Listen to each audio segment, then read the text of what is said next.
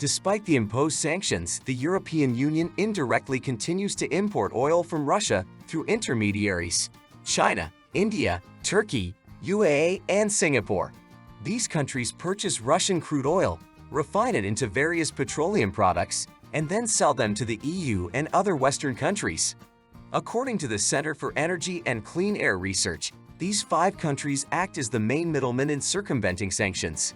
This system allows Russian oil to legally enter the EU market, as sanctions only apply to crude oil, not refined products.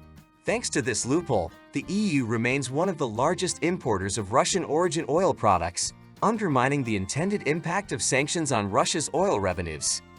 In 2023, it is estimated that the EU indirectly imported about 35 million barrels of oil from Russia through intermediaries, providing the Kremlin with significant tax revenues. These indirect imports of Russian oil underscore the difficulties in fully enforcing sanctions and disconnecting Russia from financial support for its military actions.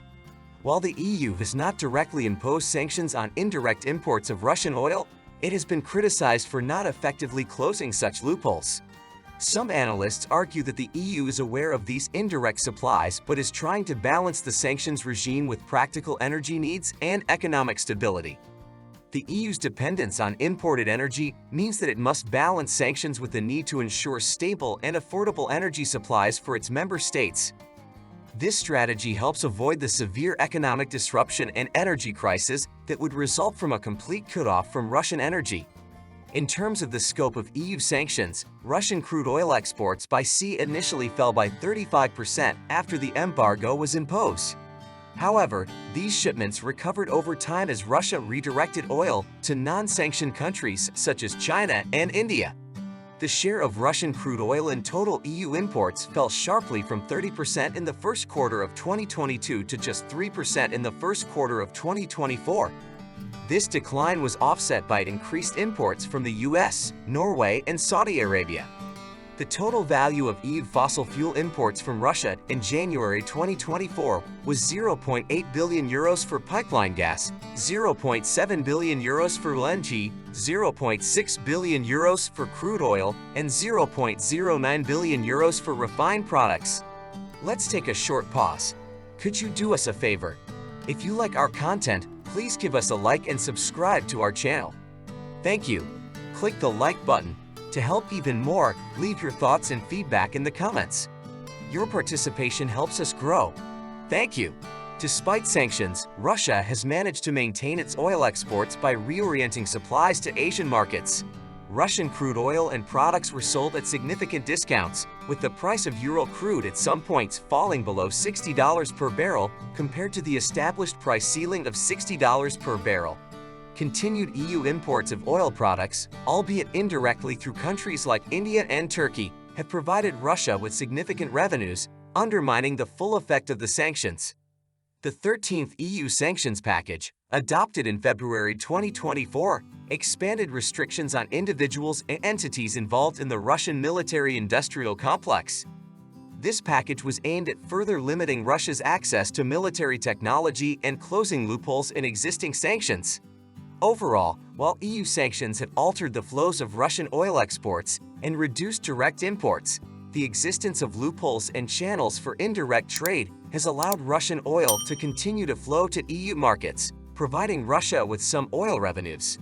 Support from the BRICS countries plays an important role in helping Russia circumvent EU sanctions and mitigate their impact on the Russian economy. This assistance manifests itself in several ways.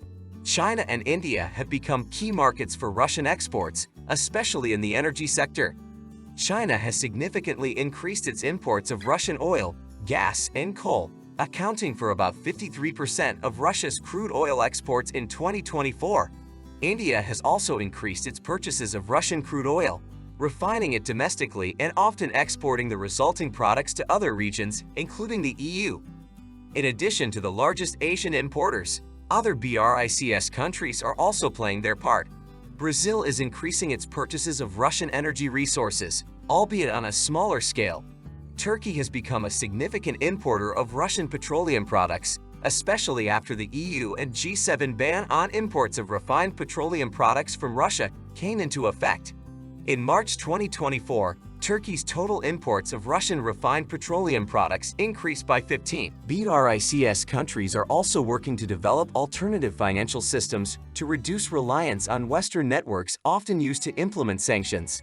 Initiatives such as the BRICS payment system and the increased use of national currencies in trade transactions allow Russia to circumvent restrictions imposed by SWIFT and other Western financial institutions.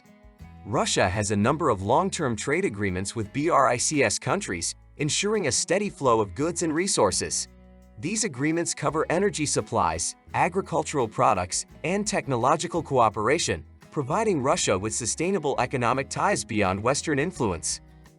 Economic support from the BRICS helps Russia mitigate the downturn that could occur due to EU sanctions. By redirecting exports to BRICS countries, Russia maintains its revenue streams.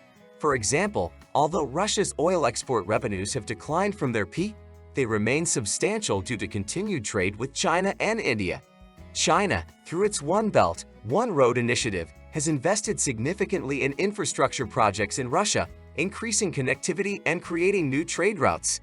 These investments are strengthening Russia's economic infrastructure and opening up new opportunities for commerce. The BRICS countries provide Russia with political and diplomatic support on international platforms, countering Western rhetoric and sanctions. This collective position helps Russia to maintain a certain legitimacy and influence in global affairs. Overall, BRICS support is crucial for Russia to overcome the difficulties associated with EU sanctions. By diversifying trade, developing alternative financial systems, entering into long-term agreements, and receiving political support, Russia can mitigate the negative effects of sanctions, support its economy, and maintain its geopolitical position. This cooperation underscores the strategic importance of BRICS in the global economic and political landscape.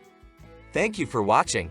If you enjoyed this video, don't forget to give us a like and subscribe to our channel. Your support is very important for us. We wish you all a good day and stay tuned.